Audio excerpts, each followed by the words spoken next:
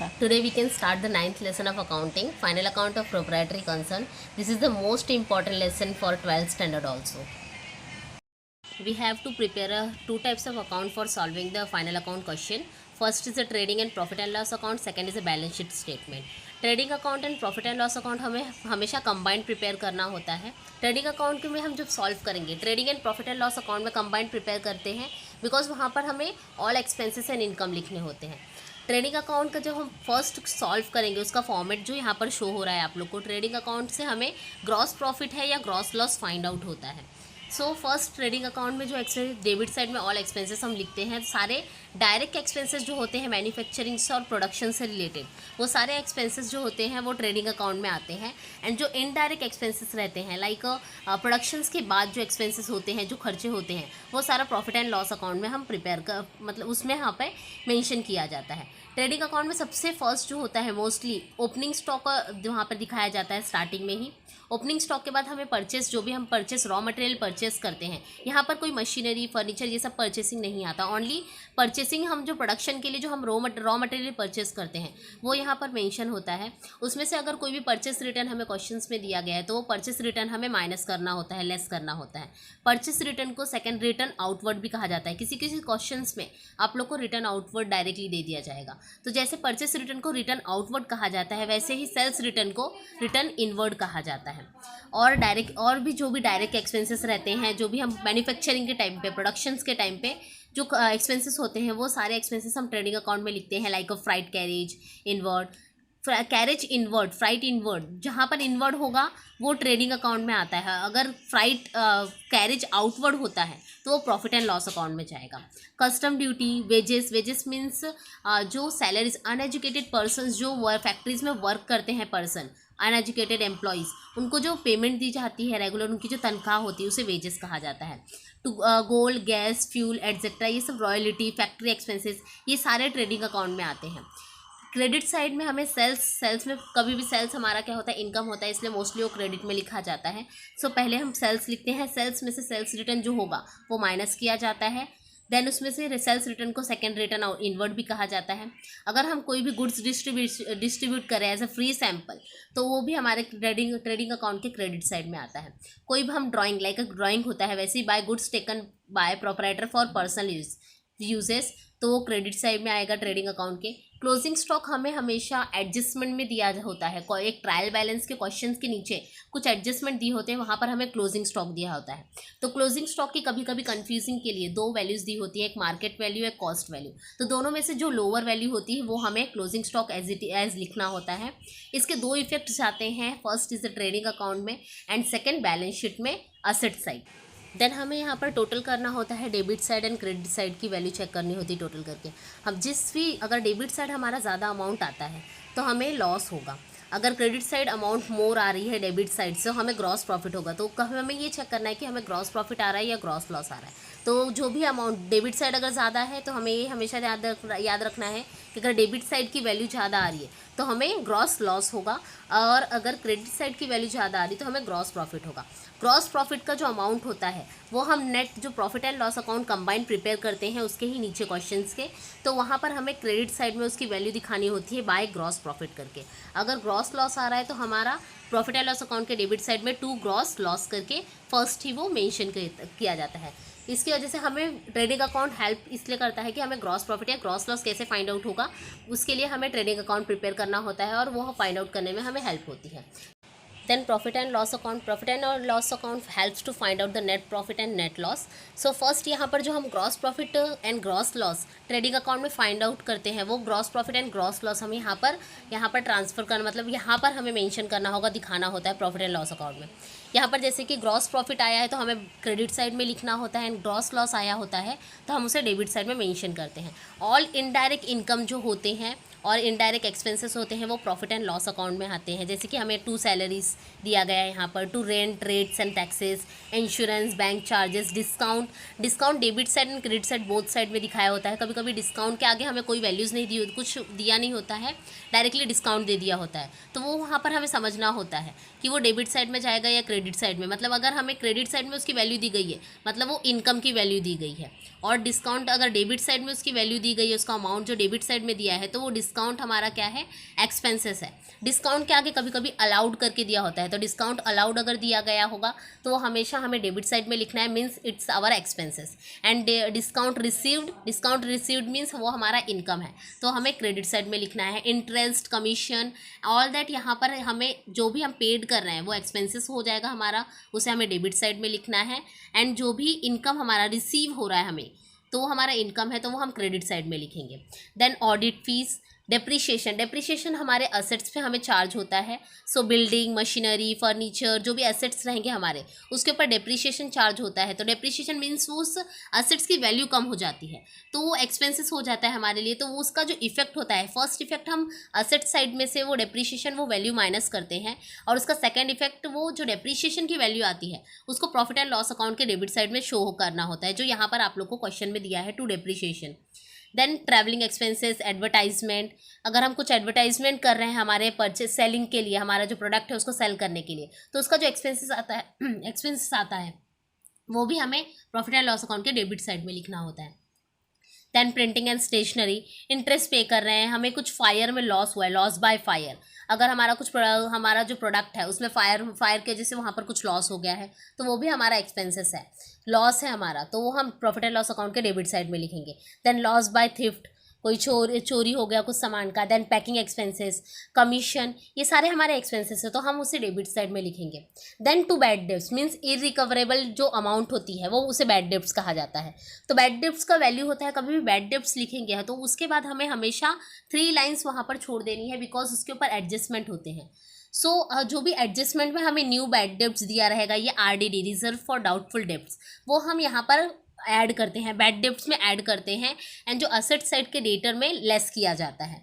अगर हमें old RDD trial balance में दी गई है, तो ओल्ड RDD को हमेशा बैड डेब्ट्स में से माइनस किया जाता है। देन हमें उसके बाद क्रेडिट साइड में ऑल इनकम लिखने के बाद हमें यहाँ पर उसका टोटल करना होता है debit side and credit side में। जैसे कि हमें ट्रेडिंग अकाउंट में gross profit and gross loss find out होता है, अगर डेबिट साइड ज़्यादा होगी तो हमें ग्रॉस लॉस फाइंड आउट होता था, वैसे ही हमें प्रॉफिट एंड लॉस अकाउंट में अगर हमारे डेबिट साइड की वैल्यू अगर ज़्यादा आती है, मोर वैल्यू आती है, तो हमें नेट लॉस फाइंड आउट होगा। हमारा जो वैल्यू आएगी बैलेंसिंग वैल्यू क्रेडिट साइड में, तो वो नेट लॉस होगा। और क्रेडिट साइड का अगर वैल्यू मोर है तो डेबिट साइड में जो बैलेंसिंग फिगर आएगा वो हमारा नेट प्रॉफिट होगा। और ये net profit and net loss को हम बैलेंस शीट में उसको ट्रांसफ़र करते हैं। बैलेंस शीट में अगर नेट प्रॉफिट आता है तो हमारा कैपिटल जो अमाउंट होती है, कैपिटल में नेट प्रॉफिट को ऐड किया जाता है, एंड अगर नेट लॉस आता है तो कैपिटल में से नेट लॉस को माइनस किया जाता है। Then second we have to prepare the balance sheet. Balance sheet shows the financial position of the business, means वहाँ पर हमें लाइबिलिटीज़ एंड असेट्स शो करना होता है। जो भी असेट्स सारे होंगे वो असेट साइड में हमें दिखाने हैं। देन लाइबिलिटीज़, हम जब भी कैपिटल, सबसे फर्स्ट हमें कैपिटल लिखना होता है लाइबिलिटी साइड में। कैपिटल में हम जो हमें नेट प्रॉफिट या नेट लॉस फाइंड आउट होता है वो यहाँ पर ऐड या लेस करना होता है। नेट प्रॉफिट अगर हमारा आता है तो हम कैपिटल में वो ऐड करते हैं, एंड नेट लॉस आता है तो उसे हम लेस करेंगे, माइनस करेंगे। जो भी हमारा कैपिटल पे इंटरेस्ट निकालते हैं, इंटरेस्ट आएगा, एडजस्टमेंट में शो किया रहेगा कि इंटरेस्ट फाइंड आउट करो कैपिटल पे, सो उसका एडजस्टमेंट का सॉल्यूशन यहाँ पर होगा। तो वो इंटरेस्ट जो हम कैपिटल पे निकालते हैं वो ऐड करना होता है। जो ड्राइंग की वैल्यू दी गई रहेगी पर्सनल यूज़ के लिए, जो प्रोप्राइटर अपने लिए यूज़ कर रहा है, सो वो अगर बिजनेस का जो कुछ भी वो पर्सनली यूज़ कर रहा है तो वो ड्राइंग होता है, और ड्राइंग हमें लेस करना होता है कैपिटल में से। इंटरेस्ट, ड्राइंग के ऊपर कुछ इंटरेस्ट निकाल रहे हैं हम, फाइंड आउट कर रहे हैं, तो वो भी हमें लेस करना होता है। देन हमें बैंक लोन, बैंक ओवरड्राफ्ट, ये सब जो क्रेडिटर, बिल्स पेबल, ये सब हमारी लाइबिलिटीज़ है, तो लाइबिलिटी साइड में हम मेंशन करेंगे।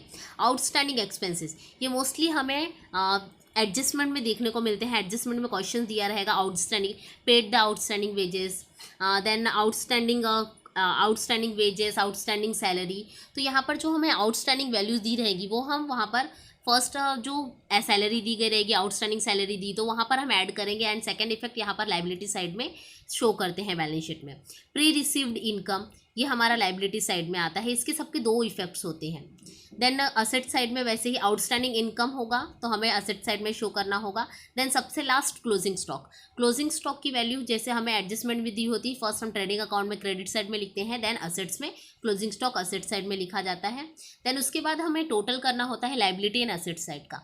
जब भी हम टोटल करते हैं तो लाइबिलिटी और असेट साइड दोनों हमेशा हमें इक्वल आना चाहिए। अगर ये इक्वल आ रहा है तो क्वेश्चन राइट होगा, अदरवाइज कहीं ना कहीं हमारा क्वेश्चन में कुछ सिली मिस्टेक्स हो रही है जिसकी वजह से हमारा टैली नहीं होता। तो कभी भी हम जब बैलेंस शीट सॉल्व करेंगे तो बैलेंस शीट हमेशा टैली होना चाहिए, मतलब दोनों वैल्यू असेट्स और लाइबिलिटीज़ की वैल्यू दोनों इक्वल होनी चाहिए। नाउ हम एडजस्टमेंट देखेंगे और उसके कौन कौन से टू इफेक्ट्स कहाँ कहाँ होते हैं वो देखेंगे। सो क्लोजिंग स्टॉक हमने जैसे कि ऑलरेडी मैंने बताया कि क्लोजिंग स्टॉक ट्रेडिंग अकाउंट के क्रेडिट साइड में लिखा जाता है और उसका सेकंड इफेक्ट असेट साइड में बैलेंस शीट में जाता है। देन डेप्रिशिएशन क्या होगा, हमारा डेबिट साइड में प्रॉफिट एंड लॉस अकाउंट में हम शो करेंगे। देन सेकंड इफेक्ट उसका जाएगा जो भी पर्टिकुलर एसेट्स होगा, जैसे फर्नीचर का हम डेप्रिशिएशन निकाल रहे हैं तो फर्नीचर में से डिडक्ट करेंगे, माइनस करेंगे वो depreciation amount. Then third outstanding और अनपेड एक्सपेंसेस। आउटस्टैंडिंग और अनपेड एक्सपेंसेस हम फर्स्ट इफेक्ट हमारा प्रॉफिट एंड लॉस और ट्रेडिंग अकाउंट, जैसे कि हमें वेजेस का दिया है तो वो ट्रेडिंग अकाउंट में जाएगा और सैलरी दिया है तो प्रॉफिट एंड लॉस अकाउंट में। सो हमें ट्रेडिंग या प्रॉफिट एंड लॉस अकाउंट में उसे डेबिट साइड में ऐड करना होता है। देन उसका सेकेंड इफेक्ट जो होगा वो लाइबिलिटीज़ में बैलेंस शीट में जाएगा। प्रीपेड एक्सपेंसेस हमें लेस करना होता है, जो भी पर्टिकुलर एक्सपेंसेस होगा ट्रेडिंग या प्रॉफिट एंड लॉस अकाउंट का, उसमें से हम लेस करेंगे, माइनस करेंगे और सेकेंड इफेक्ट उसका असेट साइड में जाता है। देन एक्यूर्ड इनकम और आउटस्टैंडिंग इनकम जो होता है वो हमें क्या करना होता है, प्रॉफिट एंड लॉस अकाउंट में ऐड करना होगा। अगर इनकम है तो क्रेडिट साइड में इसकी वैल्यू होगी, सो क्रेडिट साइड में हमें वो ऐड करना होगा प्रॉफिट एंड लॉस अकाउंट में या तो ट्रेडिंग अकाउंट में, और सेकेंड इफेक्ट जो होगा उसका वो असेट साइड में जाएगा, बिकॉज ये इनकम है। इनकम की वैल्यू जो होगी, इनकम का आउटस्टैंडिंग इनकम है तो असेट साइड में उसका इफेक्ट जाएगा। प्री रिसीव्ड इनकम हम लेस करेंगे हमारे पर्टिकुलर इनकम में से, और सेकेंड इफेक्ट हमारा लाइबिलिटी साइड में उसका शो होगा। बैड डेब्ट्स के लिए हमेशा हमें 3 लाइन्स, जैसे कि मैंने बताया था 3 लाइन्स छोड़नी है। सो डेबिट साइड में उसका प्रॉफिट एंड लॉस अकाउंट में बैड डेब्ट्स में उसका इफेक्ट जाएगा, उसमें हम न्यू बैड डेब्ट जो होता है वो ऐड करेंगे।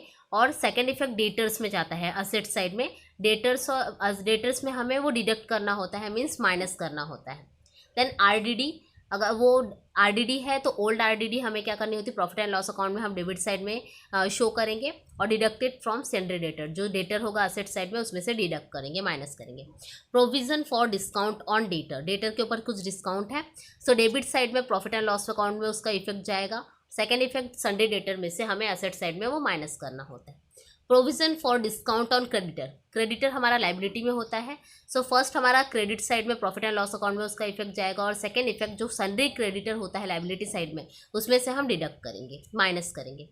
Goods taken by proprietor for personal use के लिए हम अगर गुड्स टेकन किया, मतलब ड्राइंग हमारा एक हिसाब से होता है वो, सो ट्रेडिंग अकाउंट में क्रेडिट साइड में हम परचेस डिडक्ट करेंगे परचेस अकाउंट में से, और सेकेंड इफेक्ट उसका जाएगा डिडक्ट फ्रॉम कैपिटल जो होगा हमारा लाइबिलिटी साइड में उसमें से डिडक्ट करते हैं, माइनस करते हैं। Goods distributed as a free sample, उसका इफेक्ट हमारा ट्रेडिंग अकाउंट में, परचेस अकाउंट क्रेडिट साइड में उसका इफेक्ट जाएगा, डिडक्ट करेंगे, माइनस करेंगे परचेस में से। Second effect debited to profit and loss account का में उसका एक इफेक्ट सेकेंड इफेक्ट जाएगा। इंटरेस्ट ऑन कैपिटल हम पे कुछ इंटरेस्ट हो रहा है तो डेबिट साइड में प्रॉफिट एंड लॉस अकाउंट में हम दिखाएंगे, और सेकेंड इफेक्ट हमारा जो कैपिटल होगा असेट्स में, उस लाइबिलिटी में, बैलेंस शीट की लाइबिलिटी में, वहाँ पर हम ऐड करेंगे। Then last interest on drawing जो होगा हमारा वो हम प्रॉफिट एंड लॉस अकाउंट के क्रेडिट साइड में उसका इफेक्ट फर्स्ट इफेक्ट दिखाएंगे, और सेकेंड इफेक्ट जो होगा वो ड्राइंग में हम जो ड्राइंग रहता है लेस करेंगे कैपिटल में से, जो ऑलरेडी मैंने बैलेंस शीट आप लोग को एक्सप्लेन करते वक्त बताया था। सो कैपिटल में से वो ड्राइंग जो इंटरेस्ट ऑन ड्राइंग रहेगा वो लेस किया जाता है। ये हमारा पूरे एडजस्टमेंट है जो हम प्रैक्टिकल प्रॉब्लम सॉल्व करने में हेल्पफुल होंगे।